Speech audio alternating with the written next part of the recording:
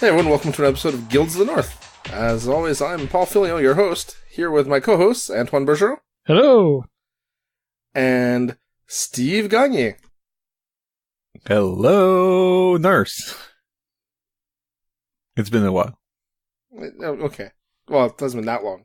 We did record a couple weeks ago. Yeah, but I didn't say hello, nurse for a couple of shows, so I guess I'm allowed to say it. Okay. What's that reference from again? It's a show or something, right? Animaniacs. Oh, okay. You ask everything. Yeah, exactly. That's because I can never remember. Because I'm the only one who cared about that, I guess. No, I think my wife was a big Animaniacs fan. It was funny. Watched it on TV when we came back from school. I was in high school, towards the end of high school. Yeah. I was going to say, that was on kind of late for me to be watching afternoon cartoons, so and I'm, a year older than you? Or two? So... You're a couple of months older than me, Paul. Oh, you're one of the ones that's my age. Okay. Yeah, I'm one of the one. Well, there's not that many. Though apparently I look good for me. I just had a random customer at work today talking about... I said something and she made a comment about how I couldn't be that old, and it turned out I was like 13 years older than her. So, she was all aghast. She wanted a discount, that's why, Paul. That could be. It could be. That wouldn't surprise me. People are duplicitous that way. All right. And we're already off topic. Well, this wouldn't be our show if we were on topic. Exactly. Okay. Usually we like to plan these things and like have a file with what we're doing and talking about and what order. So that I can keep on track myself. We don't have one of those this week, so we're going to wing it, I guess. First up, though, I think we wanted to talk about that little event you ran, didn't we? Or was there something else? No, we can talk about, we can talk about the bigger event that went in, Poland. The WTC? Yeah, the WTC. And it was won by, the Germans. One of the German team. I have to say, I find it odd, that Steamforged has a team in the WTC that counts as its own country. I find that very strange. Because they came in second, I think. Yeah, they did. I don't know why that seems wrong to me, but it does. But, I mean, it's not a game that it changed, like, you don't have an advantage, like, say, like, 40k, if you organize the tournament of 40k or, the game that's Dead Fantasy, like, if there were mission and stuff like that, you could practice in advance before the player's pack was up and stuff like that. But I mean, Guild Ball, the mission is score and kill, so... I'm not implying they had an advantage. No. Okay. Actually... I'm not implying that at all. Actually, fact, they had the disadvantage because they were playing Season 3 with the complete knowledge of Season 4, so they had to be careful not to do mistakes between the players and the rules and stuff like that. No, I get that. But I mean, if you look at, and you look at GW, right, they enter events too, Yeah, right? Exactly. Except they never come close to winning. Well, maybe Steamforge employee are better at their game than GW community. Well, I think it's a different mindset. That's the thing. Well, and most of Steamforge employee come from a competitive War Machine background. Yeah, no, for sure. I totally get that. They're awesome players. There's no question about that. I just would have found it, like, if they would have won, I would have found it awfully strange. Well, actually, Bryce won the French Nationals, but it was decided beforehand that since he's a Steamforge employee, he still gets the title of winning it, but the free pass goes to the second place. Right. Well, that makes sense. But it just seems anticlimactic for that second place player. I don't know. It seems weird to me. Maybe it's just me. But anyway, it was a super cool event. I spent some time watching some of the streams. Yeah, there's 5 games on the Steamforge YouTube channel that you can watch. Yep, I got to watch a Union player get destroyed by Morticians. Well, the last game? Yeah, that was brutal. Yeah. Like, just nothing went the Union player's way, and the Mortician player just picked him apart, right? It was like surgical. It was really nicely played. There was lots of Union. Was amazing. There were lots of Union on the stream during the WTC. It's not surprising. Union, I think, are a very straightforward team to play. I don't want to say that they're overpowered, because I don't necessarily think they are compared to other things we see. I think there's a lot of teams that can do... we're talking about Rage, Vet, and Rage here, specifically. But it was also the last run of playing Veteran Rage along Vetfang 2. Yeah, this is true. But I think that the reason Union are so popular is not because they're necessarily overpowered, but because they're very straightforward. Comparatively. Right? Like, to play at the same... Oh, are we still there? Yeah. Okay, sorry. My computer made the USB sound, USB is unplugged sound, so I thought I'd lost something. Anyway. But I think to play at the same level, let's say with Morticians, as you do with Union, requires a lot more skill with the Morticians. Well, the thing is, as we mentioned it in a couple of shows, and I'm going to repeat it again, is Union have such a huge pool of players to choose from compared to other guilds.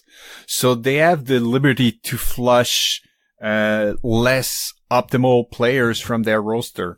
So, and that's why that at the WTC, no Union player had Avarice and Greed in their 10 lineup. I don't understand why. It's a fantastic... So, and they have so many models to choose from, especially in this period of kind of purgatory between seasons. The church. Yeah, exactly. Yeah. So, like, they're the only team who's allowed 3 captain, 3 mascots, so you have lots to choose from, and you can kind of build the quote unquote perfect team. Like, they have somebody to fill every gap if needed. So, and they have good synergy between each other, especially with Vet Rage and Second Wind as well with Decimate. So you can just plunge forward, dash back after with Second Wind. So there's a lot of tech and support from each player. And like we said, there's no bad player in year 6, basically. That's true. No, I think they definitely have the benefit of choice. So that's why they were... It'll be interesting to see what happens in Season 4. Yeah. Well, and Fish were really popular as well. I think Fish were the most popular guild of them all, if I remember. Well, Fish ask a lot of hard questions, and they have a lot of good answers. Yeah, right? Exactly. It's hard to play keep away from Fish, and if you want to get into the ground and pound, they can do that too. They may not take you out in the same way, with the same brutal efficiency that Rage will, or Anvil and Sledge, or whatever, but they certainly do it. That Corsair lineup can certainly be brutal when it needs to be. The Corsair and Kraken double and drag lineup. And don't forget some Gutter in there for a good measure. Yeah, because there's Navigator are not out yet, so they're still allowed to have their Union choice. Mm-hmm. It's pretty good. And Germany, they had Mortician, Union, and I have a blank on the last player. I think it's Hunter, but I'm not sure. Yeah, I just don't know. I don't remember. Anyway, if you want to see some cool game, check it on the Steamforge website. And in a smaller local event, last weekend, I ran Bowl VII, which was our last Season 3 tournament in Montreal. We had a turnout of 6 players, and it was won by David Lamar with Fisherman. Yep, beating me in the finals. Yeah, second place was Paul, representing. Yeah, well, I try. Yeah. You got. You know what? You faced the double drag lineup we just talked about a couple of minutes ago, right? Yeah, and the thing is, I play Fish, but I never played Corsair, and I never quite understood. Was the tongue? I have no idea. And I never quite understood how that lineup worked. And now you had a chance to see it. Yep, I totally got to see it firsthand, and it was painful. I never. A couple of mistakes were made. One, I should have realized what the game plan was. Knowing the cards, it's never occurred to me that he would stay clumped up the way he did, and systematically pull people in, pound them down, rinse, repeat with all the 2-inch reach. And so you drag a player, get 2 to 3 assists. So Corsair can easily get his momentous 3 with a push. Plus, sometime once you're knocked down, you'll wrap as well. So yeah, exactly. Pretty brutal. And I was playing. I should have played my brisket lineup, the faster lineup. I think it would have been better. Instead, I was playing Vet Rage, and that lineup has some reach, but not a lot. And I couldn't. It's a bit slower, and I couldn't maneuver. And when I tried to get people in to do stuff, he would just, systematically destroy them, drag them away, kill them. And then I got kind of flustered at one point, and he killed Decimate and Gutter in the same turn. And then I brought them back during my maintenance phase, but I forgot to give them their advance. Oh. To let them give them their jog. So they were way out in the middle of nowhere, so I lost a whole turn with them. And there was just no getting back from that. I believe I lost that 12-4. I managed to score a goal, so I wasn't, 12-0'd, but... Managed to get the sneaky goal in, probably. Yeah, of course. The usual. Yeah. But it was I had some other good games that day. Always a lot of fun. I played against Engineers twice. And actually, in my first match against Engineers, it was a gentleman from Ottawa who'd driven in the day after the tornado. Yeah.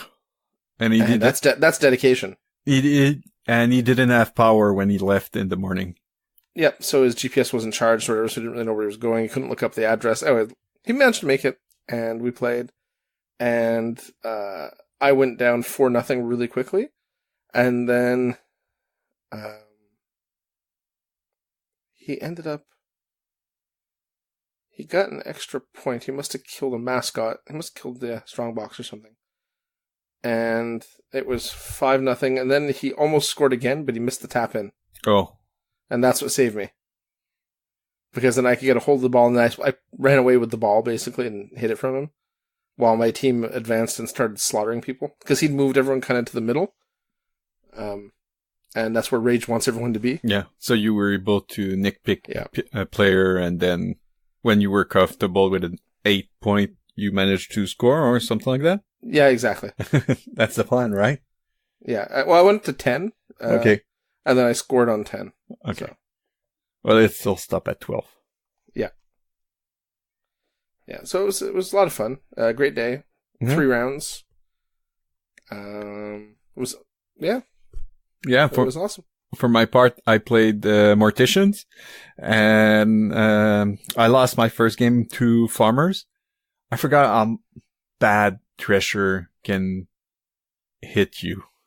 You mean how well Thresher can hit you? Yeah, how bad he can damage you. He just pounds you.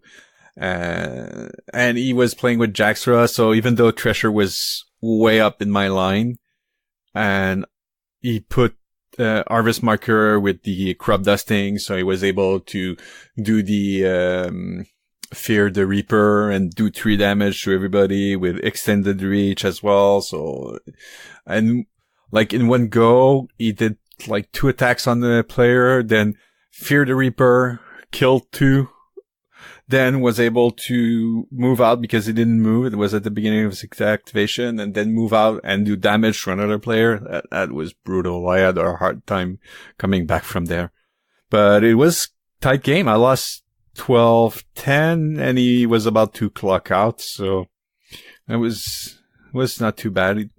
What killed me is, I had Skulk who came back, from being taken out, and he was able to, with Thresher, I didn't think he was in reach, and he was in reach, and he managed to charge him and just killed him.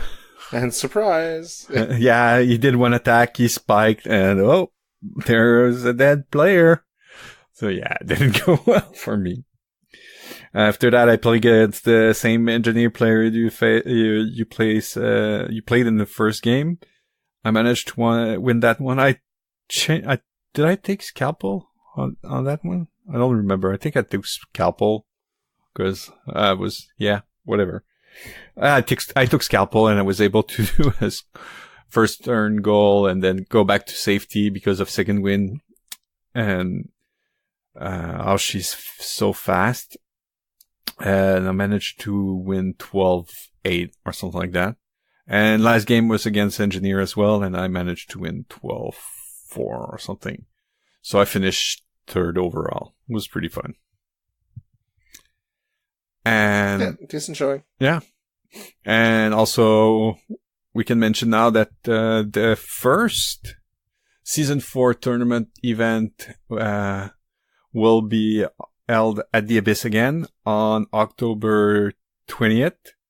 So there's a link on the Guild Ball Montreal Facebook group, or as well in the show notes. Yeah, put it in the show notes, and I'll post it. I need to post it on the Facebook page of the store as well. Yeah, that store is a really nice venue. They've got tons of space. Well, and they also expanded their space. Yeah, they keep expanding too, which is nice. Well, now there's no space to expand though, because if you start to expand more, he's gonna need to dig another basement. Yeah, or run into the metro station that's next to it. Yeah, it's a pretty impressive size now, and good on them. I mean, they're the last man standing, so yeah. I hope they're doing well. All right, so that's our local stuff, and of course, I suppose we can mention that we've actually formed a team for the New England team tournament, right. And we're going to be going down. I believe that's in Massachusetts on November 10th. Yep. Little 5.5 hour drive away for us. And we're going to go compete in a 3-man WTC style event. We are Team Puts In. Oh, yeah. Representing Eastern Canada. Yeah. It should be a lot of fun. I'm looking forward to that. That's being run by Zach Cohen, who's a guy we met at Nova this year. And a super nice guy. I suspect it'll be a ton of fun. Yeah. It should be fun. Team tournaments are always fun. Usually. Always and usually shouldn't go together. Yeah, I know. They're always supposed to be fun? Oh, yeah. That seems more, appropriate. All right. So, since the last time we recorded, Steamforge has decided to release a crap ton of stuff. Yeah, they released the valve is open for spoilers for Season 4. So it seems. And, good reason. There's been a lot of core changes to players. I mean, the core rules haven't changed much, but the players have changed quite a bit. Players that weren't seeing play got nearly complete overhauls. Other players got fine-tuned. So yeah, there's a ton of information to leak, you know? Yeah. So looking at the list, I think you've cut down what we're going to talk about, because otherwise we'd be talking for a day and a half. So we've got... we need to let it go. Let it go. Okay, stop. Oop. So are we doing Scatha, Ester, Siren, Ox, Boiler, Smoke, and Vitriol? Yeah. Say that 10 times fast. Okay. No, I don't want you to. That's why I cut you off. Because I know you'll try. Okay, so first up, let's talk about some Scatha. Yes. The Ice Queen is back. That's why I started to sing the Frozen. So let it go. That's why. Yeah. It was kind of a segue. You totally. Yep. You cut my momentum, Paul. I usually do when you start singing. I think it might be a self-preservation instinct.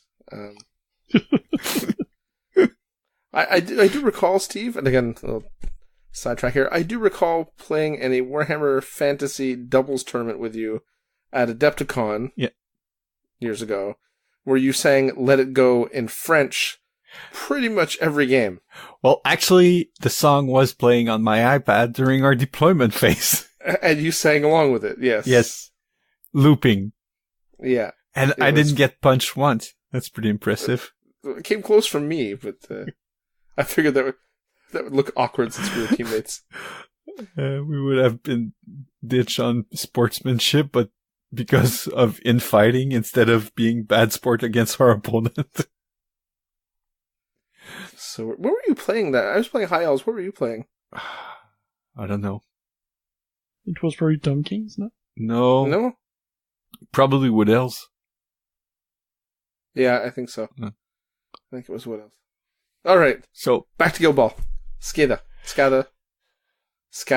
don't know. Scatman John. I'm not doing that. Good.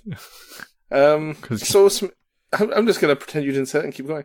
So some interesting changes on her right off the bat. She's a striker. Playbook. She's now a real striker.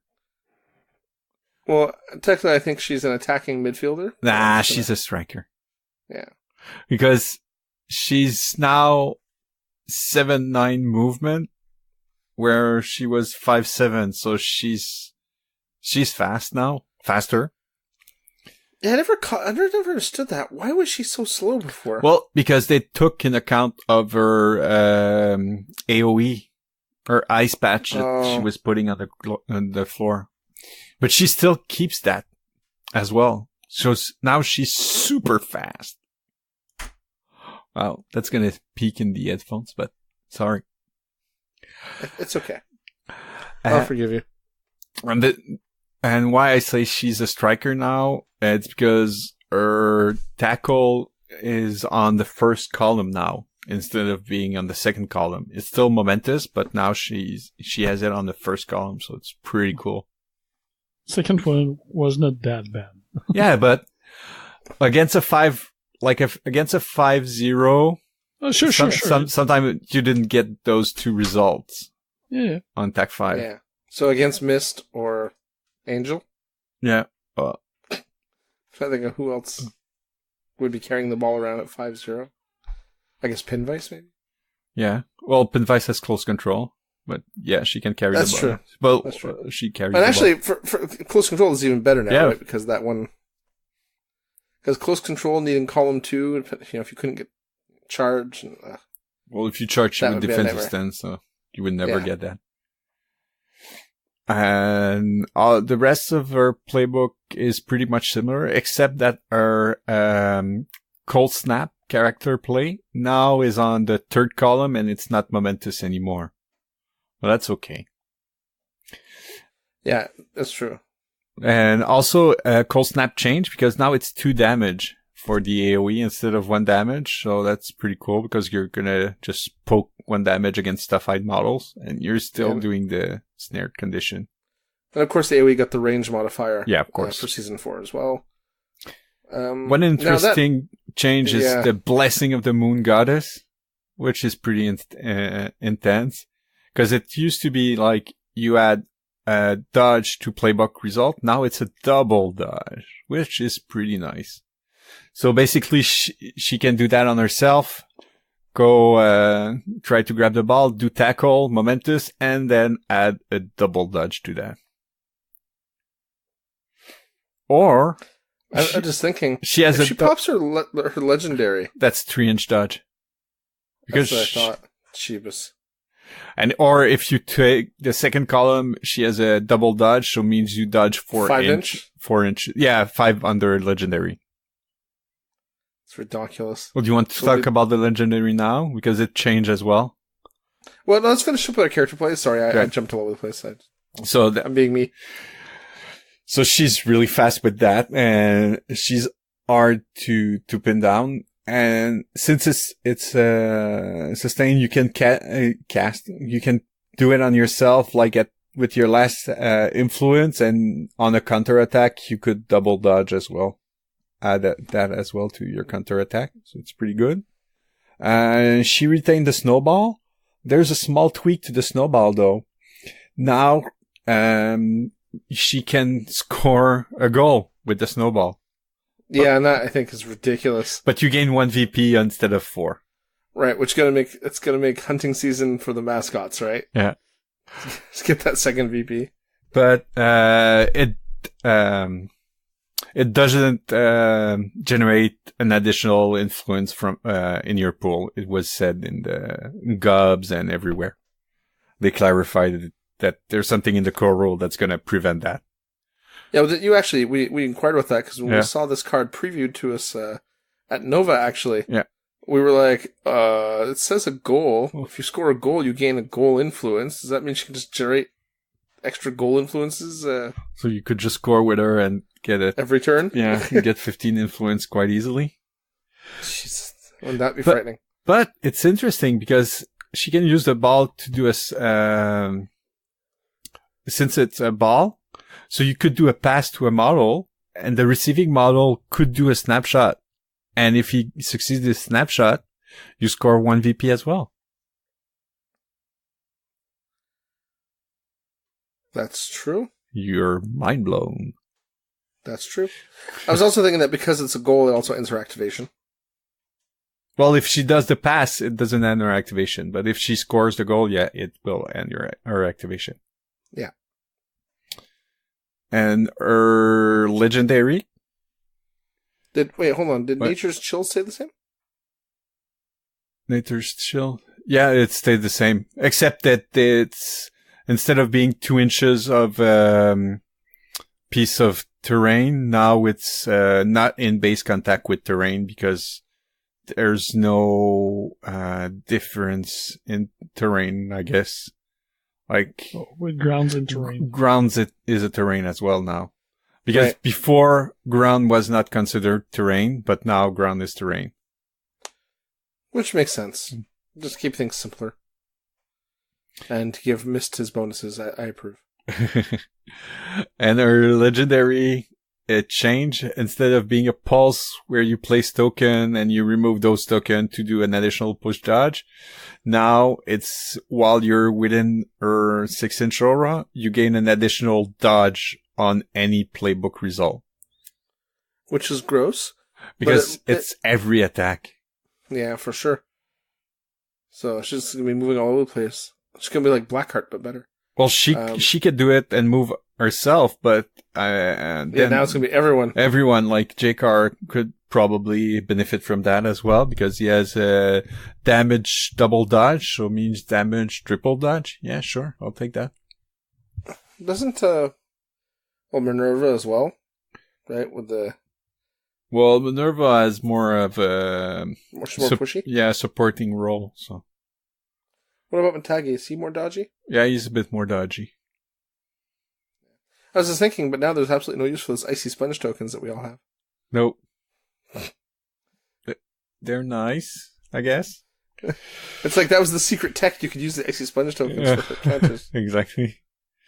Now there's just no purpose. And another thing we've learned from another blog post later on as well, the trap marker are changed for the hunters. They've standardized. Yeah, standardized. That's right. Everything. So because before, like Shaska was only doing snared, J-Car was doing snared and bleed, and Vet Minx was doing 2 damage. So now they're kind of merge everything into 1 damage and snared for every trap, and you can place a total maximum of 5 traps. Kind of like the harvest marker for hunters. Farmers, sorry. And traps are now a standard size too, aren't they? Yeah, 30 mil. So J-Car is 40 mil is no longer usable? Well, it's a cool proxy base. Okay. Yeah, but you will need another trap some way or another. Well, I have 3 from Vetmings, 3 from... Okay, so you already have enough. Chaska, so you have enough already, so... I was also thinking that I imagine with the resin set, when it comes out eventually, someday... They'll it'll have enough for the proper size trap. Probably. All right, I think we can stick a fork in this one. Let's move on to everyone's favorite singer, Esther. Yeah, it ain't over until the fat lady sing. She's big boned. I feel she sings less now. Yeah, she didn't get a nerf, I don't think. She got a rework. Yeah, she's completely redone. Much to many people's dismay. A lot of people are complaining that she's no longer as fluffy as she once was, which I find funny because I don't know of a lot of fluff bunnies in Guild Ball. And don't get me wrong, I love fluff players. I am a fluff player. I think the fluff is great, but it doesn't seem to be the driving force that it is in, say, 40K, or some other games, you know? Well, the biggest change she suffered is that she lost her range character plays. Yeah, but they didn't make sense. She was singing and making Earth explode. And throwing fire blast. Yeah. So, people are crying for nothing. I'm gonna put every Brewers player is gonna flame. Have a fit against me. It's gonna troll our page. She didn't lose fluff. She was having crazy fluff already. You're gonna make Yom angry. The opinions of Antoine do not necessarily reflect the opinions of the other hosts or opinions of this podcast. Mm-hmm. For any complaints, please contact Antoine Bergeron. His home address is. Yeah. No, but she lost empowered voice, which was, fitting because she was singing and she had the soothing voice for heroic, which she still has. But I think that the biggest gripe is that she lost the free ability to do either speed, damage, or defense. And also she lost the legendary that she was able to do all those three instead in one turn instead of just one per turn. And instead of having those as a free character trait, now you have to pay with character play. So the one that was strength is now converted to tooled up, and the one that was speed is now the ability quick foot that we know already. Yeah, and she lost the +1 defense, but she did gain, and this is fluffy, area, which is a 4-inch aura. This is pretty cool, though. Yeah. So while within this aura, other friendly guild models may use heroic plays without spending MP. Now, correct me if I'm wrong. Doesn't every other brewer player have a heroic play? Yeah, and in the blog post they even said that Mash is gonna have not Mash. What's his name?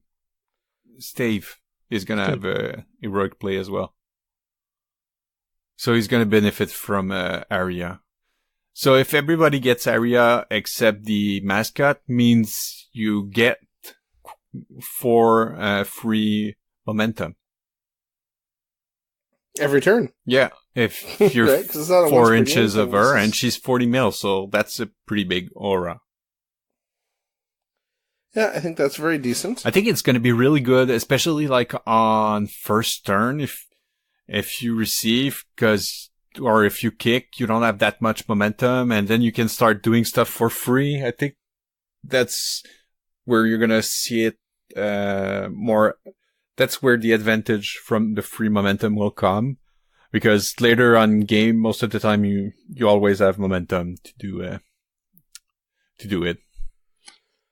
One thing I will say is, the fluff part, I don't agree with the Brewers players. However, she's really more of buff butt now, with less choice.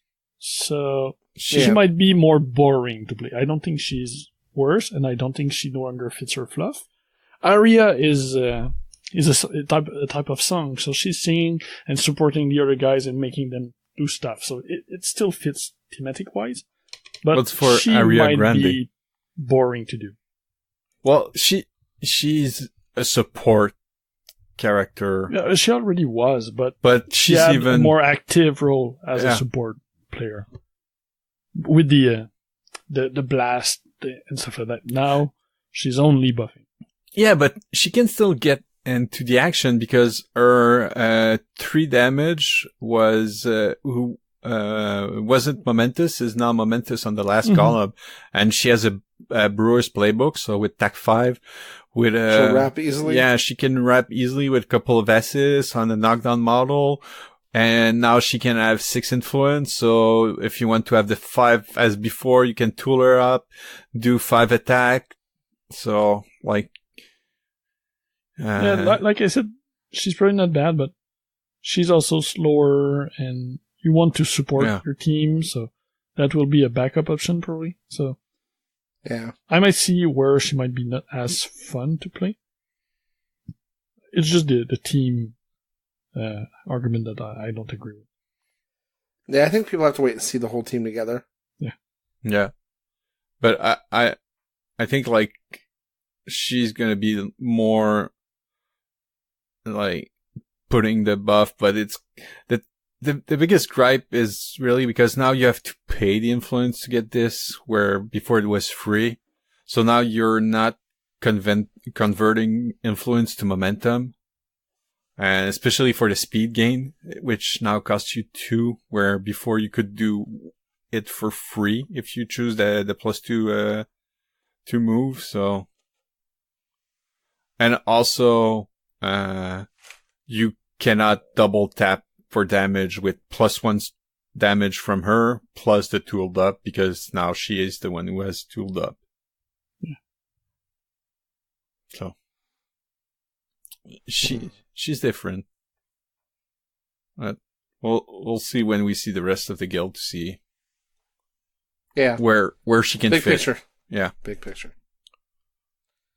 All right, who's next on our list? Speaking of seeing how they fit with the rest of the guild, Vet Siren. Yeah. This was kind of interesting because it's widely considered a nerf to her, and she was already not really a often seen model. Well, it's her second nerf. Because she was it with the nerf in when Tehran got buffed and they reworked the captain, and when Shark lost his 8-inch pulse for his legendary. She lost her momentum 2 damage, which became non-momentous, and also she had TAC 4 with 3 column long playbook, and they put it back to 4, so she didn't have a Brewer's playbook. But now she's different. Yeah, that's one way to put it. Well, she lost Dread Gaze. Well, she retained something called Dread Gaze. Now it does something completely different. But it's not the same thing at all. And it's not bad, right? So Dread Gaze used to be an aura, a 4-inch aura -2 TAC to enemy models within it. Now it's target enemy model suffers a 2-inch push directly away from this model and is knocked down. Yeah, it's a good ability. I mean, it's 6-inch range knockdown, and as we've seen how it's good when we play test with the paper dolls with Antoine playing and I played as well the Navigator, like Windfinder as a range knockdown that she can do with I Spy, and it's really good. But she cannot do it from her character, her playbook result. It's only with cost. And she's still, Oh, it's true. There's no more proccing it for free. Exactly. So that's the biggest difference, because previously the old Red Gaze, you could get it, proc it from the playbook result, but now you can't. That's true. Yeah. I think that they redid her so she's more a ball player. She's gonna retrieve the ball for you. Well, yeah, because suddenly her tackle, she has momentous tackle on 1 now with a dodge. Yeah, exactly. That she didn't have before. Her tackle was non-momentous on 3. And she also... And also, if you think about it... Yeah. Sorry, go ahead. Well, she gained a double, non-momentous double dodge on 2 as well. Yep. So she... And a double push, double dodge on 4. Yeah. But what I was thinking is, Dreadgaze costs 2, her other character play Fair Wind costs 1, her max influence is 3, so she can actually use both for character plays. And Dreadgaze, if you push someone and knock them down and they have the ball, it's going to scatter. So you can then possibly use Fair Wind to retrieve the ball and bring it back to her. Yeah. And then run off the other way or, whatever you need to do. Yeah, she still has Shadow-like as well. And also, like they did for their player, to simplify, she used to have defensive support with Kraken. So she gained +1 defense when she was 4 inches of Kraken. Now the +1 defense is built into her. Yeah. Which is better. Which is much better. But the thing I don't get is Escaping Fate was nerfed because now it's only 2-inch dodge. I get it, because it could have been considered as a kind of gotcha move, like you kill her, she comes back at 1, but now even if you're 2-inch melee, you're not engaging her, so she's safe and you're screwed with your activation if you had momentum influence left, and she's 4 inches away, and then after that the fish player is going to play and he's going to activate somebody, try to use 2 momentum to heal her back to 5 or something like that. But 2 inches doesn't seem far for touching. It's certainly going to be less useful than it was, right? Yeah. Because she's going to be easy to kill because she's only 10 health. So. Well, she was already easy to kill. So. Yeah, but now she doesn't escape fate as well as she used to. But her defense went up. Yeah. So that 10 health will go farther. Yeah, but against a 2-inch melee, it won't matter anymore. He's going to engage you and do one last attack and drop that 1 HP. Yeah, but he needs to be in base to base before. It might not be the case. You can play by trying to stay a bit further away and still manage to use the 2 inches dodge. Yeah. He needs to be there's 2 model with melee 3 in the game. Well, technically, there's Thresher, Mallet. Oh, Thresher too. Okay. Mallet. Well, Thresher can be 3 when he activates or takes a harvest marker. Mallet when he activates is 3 inches, and Heart can be on her legendary. Yeah. So outside of those 3 players, everybody needs to be in perfect base to base to be able to continue attacking. It's not always the case. For sure. Yeah, I know, but you can still manage to. Yeah, you can manage to, but you have to plan for, and the fisherman player can plan for you to screw and stay just a bit further away, and you'll have to either pay more influence to get to her, or use another ability to add movement to you, or whatever. Yeah. But I've seen people getting into base contact with Obelisk fairly often. So even if he does his unpredictable movement, they're still engaging him. Oh, yeah. So. And especially now, I feel like there's more 2-inch melee player than there were before, and especially in Season 2. Now, a lot of teams have a possibility to field 2 or 3 even 2-inch melee models. Or 6. Yeah, or 6. Or 5. There's 6, no 6. 6, yeah. You can do 6 with tentacles for fish. He's so good. What a good mascot. Okay, sorry, I'm going to stop us right there on her, because we are going to run crazy long for us. Now, we got Ox up next, and we're going to do Ox. Yeah. But do we want to maybe... Well, only for 45 minutes, and that's not too bad. Well, so fast. Yeah, well, it depends on how long Antoine takes on Ox and Boiler. They're better. We're done. Spoken like a true Butcher's player. Yeah, exactly. Direct to the point. Ox didn't have a rework like some of the other models that were previewed did. Main reason was it was not in the regular series. It didn't have a blog post. It was just a teaser at the WTC. So it didn't get any major change, but it did get some change that have big impact. Like, it was not reworked, it was buffed. So, well, because first thing, Ox was part of the previous buff to Captain as well, at the same time as the Terran and the fish. He did receive some stuff. Yeah. So his playbook was some reborn. More. Yeah. His playbook didn't change much. We'll see the same thing with Boiler. He lost his momentous tackle to a regular tackle, and Boiler got the same. Previously, all butchers had momentous tackles, so I'm fearing that they are trying to standardize the guilds. Like, butchers shouldn't be playing the ball, so screw the ball, kill player. Yeah, they might be losing. Some other players might be losing that. We'll see. Yeah. Outside of that, that's about it for his playbook. He had his guild ball symbol on the second column. Now it's a guild ball and 1 damage, so you might be using it more. That's another thing you'll see. They are removing most of the defensive buff for the butchers. Yeah. Like, he had tough skin to give 1 armor. That's gone. And Boiler had defensive... Swift stance? A swift stance. That's gone too.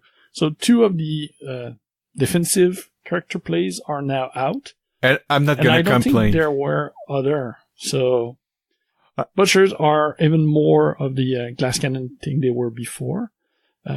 On the plus side, he did lose tough skin. However, he got 1 point of armor. So he kind of have natively tough skin, but he can no longer give it to other player. Yeah. To compensate, he did lose some health. He lost 2 points of health. And the last thing that is probably the biggest thing. Yeah. Honor has been changed to a 6 inches aura to fit get them lads. So his damage buff is now 2 inch more. His passive damage buff is now 2 inches more, which is good. Butchers always had the problem that they were clumping up, especially if you were playing Ox. And now that's less of a problem. You can reach farther and still have your damage buff. So that's gonna be great. Yeah, you're still gonna be clumped up. You'll be spread a little bit more. Yeah, you're gonna be able to spread more. Yeah. But losing Swift Stance on Boiler, I'm not gonna complain. Because no, nobody is. Nobody's gonna miss Defense 6 fillet, right? No. Yeah, or Defense 5 brisket on a goal run with armor 2 and charmed. Yeah. And unpredictable movement. Yeah. And nobody's gonna miss that. Yeah. And that's it for Ox. Nothing really big. Did you talk about how his health went down? Yeah, you did. Okay, I missed it. So the other change in that one, I had a blog post. He was mentioned more. Boiler, the little kid in the guild.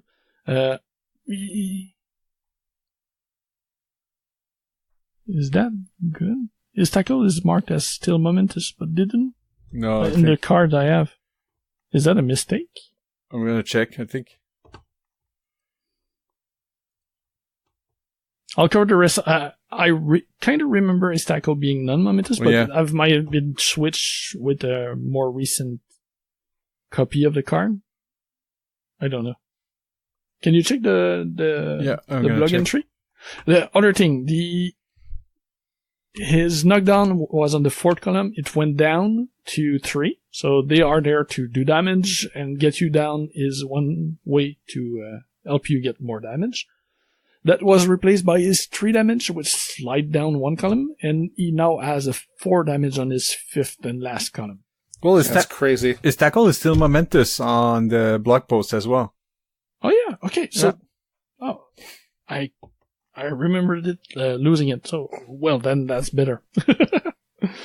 That's cool. And that's it for his playbook. His stats didn't change.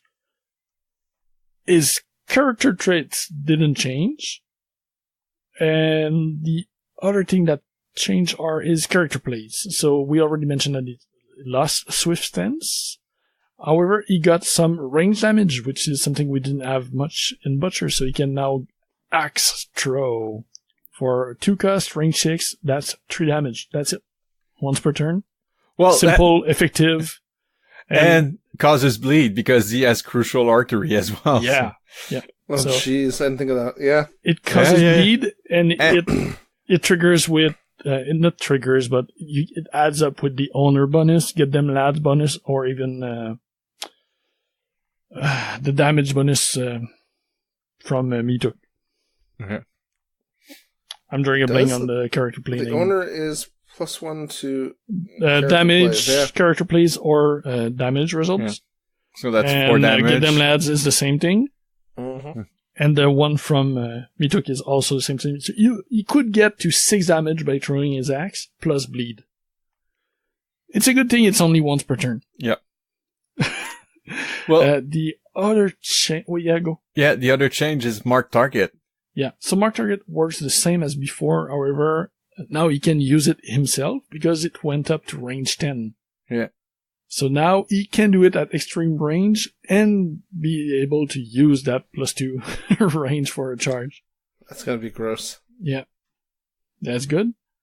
The axe throw thing is really good because being able to apply bleed at range, like all the bleeds option were in melee right now except on fillet. In fillet, it cost a lot to do it before blood trying rain. to do your run. Yeah. It's So going to now- enable fillet a lot. Yep, it's gonna be able to proc the +1 damage and the +2 charge. It's gonna be able to proc damage target on Shank. Also, he gets +2 range to charge any damage player, so that's gonna work with it.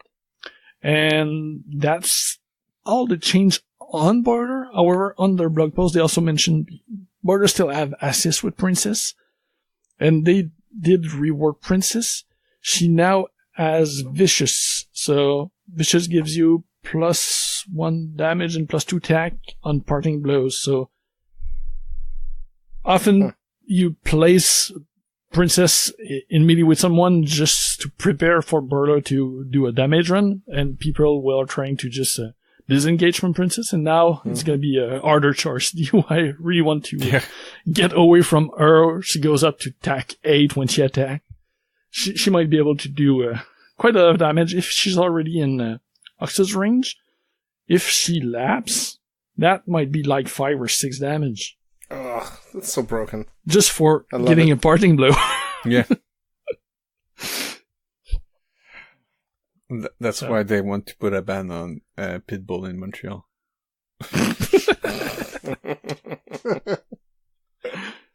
And that's it for the change to Butchers. Alright, so that takes us on to Smoke. Yeah. So, Smoke had quite a bit of reworking. Yeah, she did a lot. There was a lot of grumbling about Smoke in Season 3, so... I mean, I guess she was still better than Midas, but people didn't seem to be happy with her. Midas was more use when people... Even at the end of Season 3? Even now, currently? Yeah. I thought they were both kind of seen as being terrible. I guess one's the lesser of the two evils. Yeah. Alright, so Smoke. She now has small tweak. She stacked 5 instead of 4, and they added the non-momentous knockdown on her last playbook result. So it's pretty much the same. The biggest difference is now if you want to try to get the ball back, our tackle is still on 2, so it's going to be easier to get with tack 5 instead of 4. Yeah, one more tack. Yeah. Exactly. But the rest changed a lot. That's where the change comes from. Well, she still has smoke bomb, so that's not change. Yeah, smoke bomb's the same. Chemical breeze, I mean... It changed a lot. It used to be like you just you move the AoEs around. Now it's much better. Yeah. So you get to choose one of the following effects. And it's only cost 1. Jeez. And enemy models... And range 6, yeah. Enemy models within 3 inches of the target friendly guild model suffer the burning condition. So that's gross, right? You can... That's 9 inch of range, basically.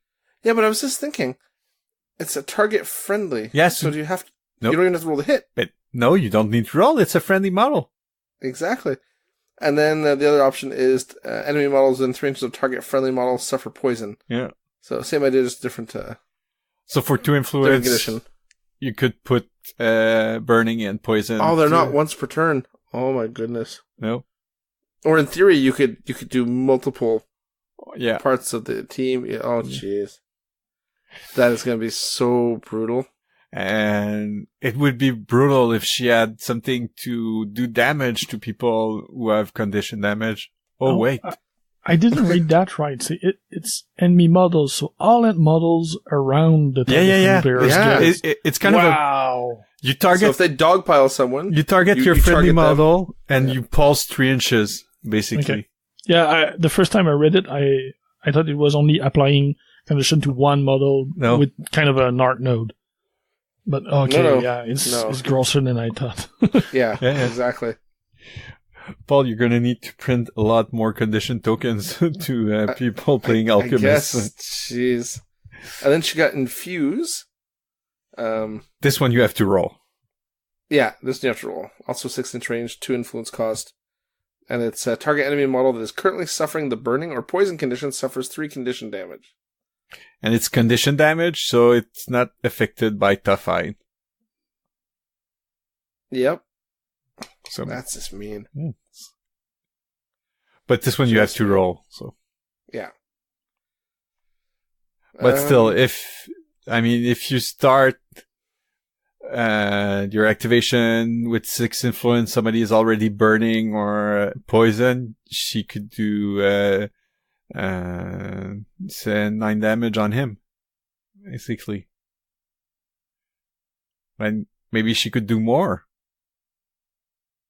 with her legendary play, because her legendary play now, it's a pulse of chemical shower, so everybody within the 6 inch pulse that is burning or poison suffer 3 condition damage. It's getting out of hand, Steve. It's getting out of hand. So she can kill, you don't leave anybody that's at 12 health, poison or burning within 6 inches of her. So what you're saying is you really only play Esters against Alchemist now. Yeah, because she can remove condition. Against everyone, for everyone, yeah. But jeez. She's gonna be something else. She still has our unpredictable movement and the cloud jumper as well. Yep. She lost momentous inspiration. Yeah. But it's okay because it was replaced with Watch the World Burn. The name is the same thing as the guild identity card when they tried the beta. That's true. Was one of the guild identity for the alchemist. And this one does, at the end of this model's activation, the friendly team gain 1 momentous point for each model within the pulse, which is 4 inches, that's suffering burning or poison condition. I could just see the pile of momentum now. Yeah. Well, 4 inch, you're gonna get 2 or 3, I guess. I suppose. Because you don't want too much into melee. She's only a 4, even though she has unpredictable movement, she's only 1 inch melee, and it's a 4-1 with attack. 4-1 with 16 health. So it's pretty easy to take out by a beater player. I would like Hemophilia to be that, but for bleed. Instead of healing 1. Healing 1 doesn't do anything. Gaining momentum for bleed? That would be cool. Stop trying to break the game, Antoine. Yeah, I feel she's... Think of the children. She's making a comeback for sure. Yeah, we're gonna see more smoke. And also in that blog post, they reveal Vitriol, but without any text, just, there you go, guys, enjoy. So, she changed a bit. Clone got nerfed because it's, you don't get the 2 inch dodge now. Yeah. So Hallelujah. Yeah. And also she gained the momentous tackle on 1 instead of being non-momentous. So she's even more of a striker than she was. And she gained 1 inch of move as well. She's 7. She's definitely more threat, right? Yeah. She's really more of a pure striker. Well, she gained 1 more inch of move on her jog. Yeah. But she lost 1 influence. Which makes sense. Because she gained a new character trait the character trait they given her was when she's within 2 inches of a burning or poison model, she could make a 2-inch dodge away. But now if she's within 4 inches of a burning or poison model, and it's another model, so it's not just enemy model, it's any model, she can make a sprint or a charge for free. That is gonna be nasty. So, it's pretty good. And now she has a heroic play because she lost her skills with the shadow where it was like miss. She gained +2 attack against somebody in cover. Now, it's a face your fear. So enemy within the 4-inch pulse suffer the burning condition. Yeah. So if there's nobody burning during your activation, well, just spend But you have momentum. But you have momentum. Just spend 1 momentum, put burning, and then run away and go score. Sounds like you've given this some thought, Steve. And I sold. Did you have Alchemist? No, I sold them. I sold them. I have some if you want. I sold them too early. I think Yom wants to pick them. Shush, Antoine. Shush. Oh, this is going to be gross with condition. I mean, because again, it's every model in the pulse. So I'm pretty sure by the end of turn 2, every enemy model is going to be burning or poison or probably both. I mean, at this rate. Yeah, keeping yourself condition free is going to be a major momentum drain. Yeah. Yeah, that's pretty awesome.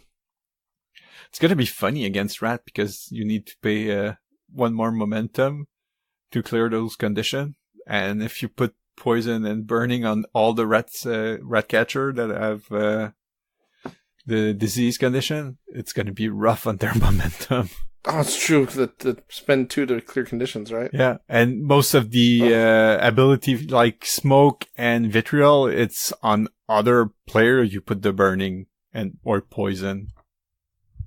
So, yeah, it's going to be rough for the Rats against Alchemists.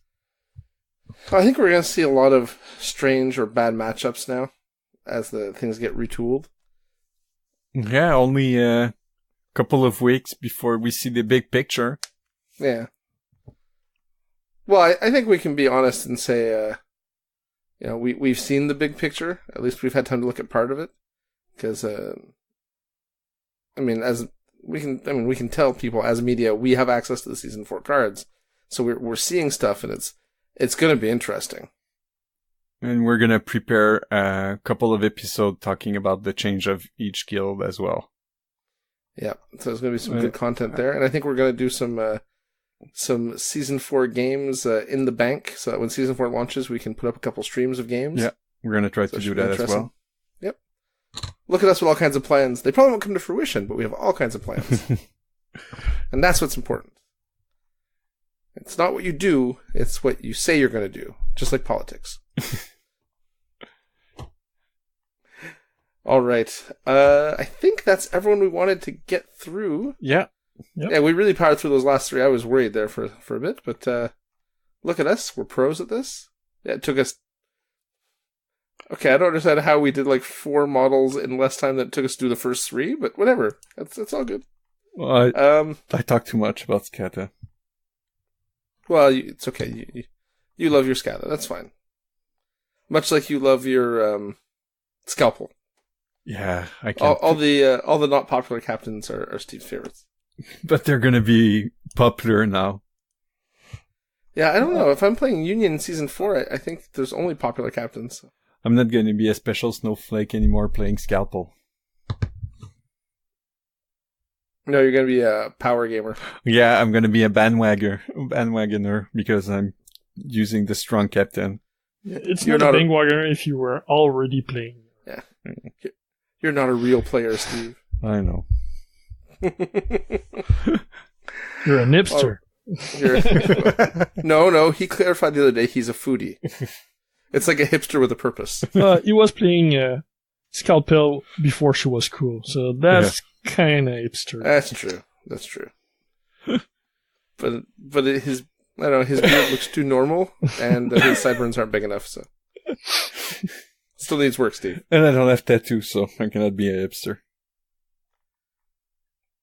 Well, maybe you have tattoos, we just can't see them. No, I don't have. Too scared of needles to have a tattoo. Steve's sneaky tattoos. We didn't know this, but his butt cheeks have both been. He's got full butt sleeves. Butt sleeve? Is that? It's not boxers. Those aren't boxers. It's just solid tattoo.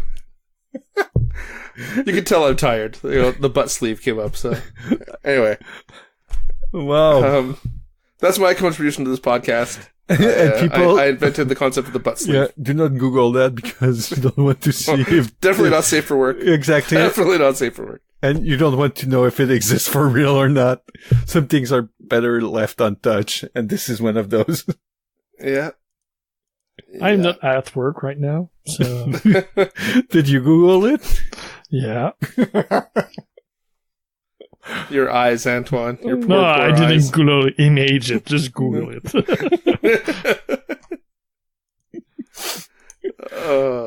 All right, yeah, so Guild Ball. I won't read the description on air. No. Family-friendly show, right? That's right. Exactly. Family-friendly.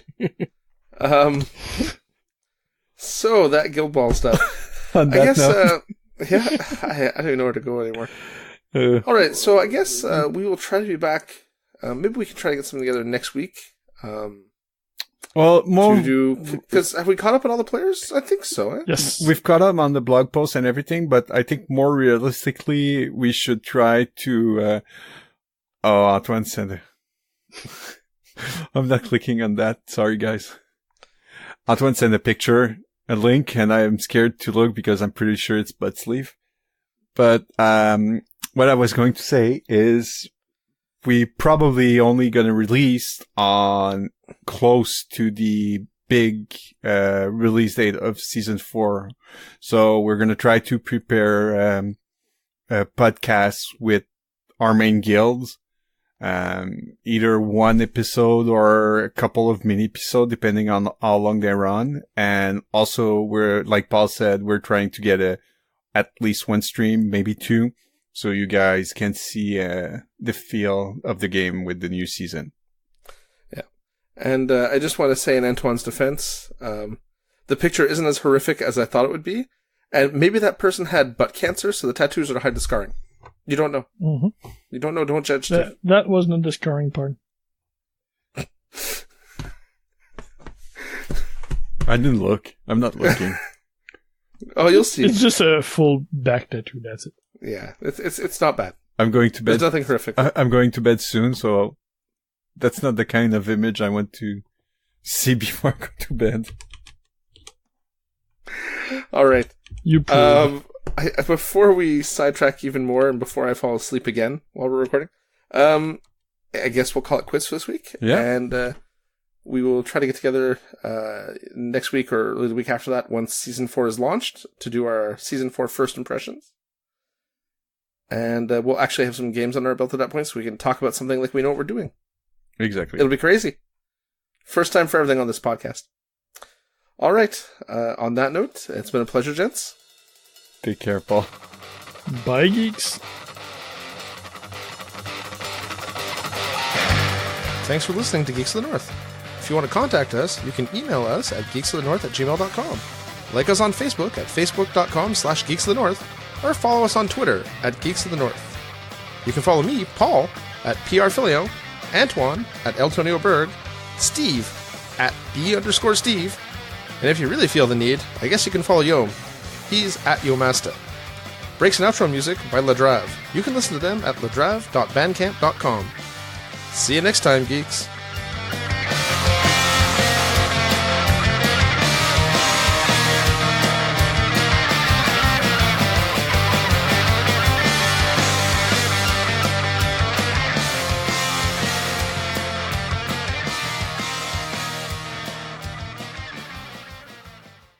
Thank you for checking out United Geeks Network family member. If you enjoyed it and are looking for other online media with a geek culture slant, head over to UnitedGeeksNetwork.com, where you will find Zero Budget Geek, a YouTube channel covering board games, video games, and other geek stuff. You'll find Let's Play and how to play videos of different board games and video games, as well as reviews. The United Geeks Network. You can broadcast your geekiness at UnitedGeeksNetwork.com.